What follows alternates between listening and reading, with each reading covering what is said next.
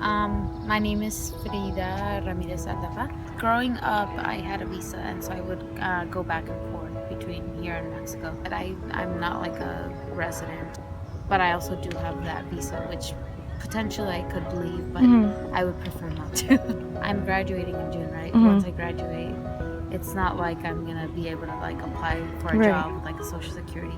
I'm part of an organization on campus.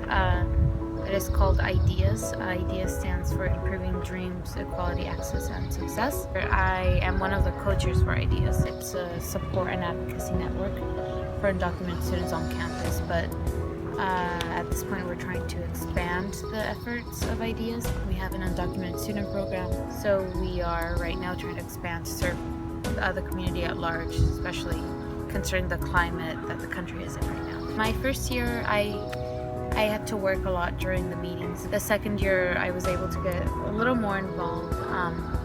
And then the third year, I applied for a position. All of the money that we collect goes for undocumented students, regardless of whether they have DACA or not, regardless of whether they qualify for AB 540 or not. I've probably learned as much from this experience, if not more than I have from actual classes. I just really wanted to be more involved with my community. I would have never imagined to be where I am now. If you would have asked me even last year, I would have been like, nope, never. Urgency in that sense to see how you can serve your community. We really perceive the org as family, and like we nurture it as families. Become more and more involved in it before you realize it. Yeah, you're invested. You're completely invested in it to the point where classes like take on a secondary play, so to speak. Once I graduated high school in 2011, I decided to go back to study in Mexico. How did you decide to come to UCLA when you came back? But back then, there was no California DREAM Act, so although we could pay in-state tuition through AB 540, we couldn't even receive financial aid.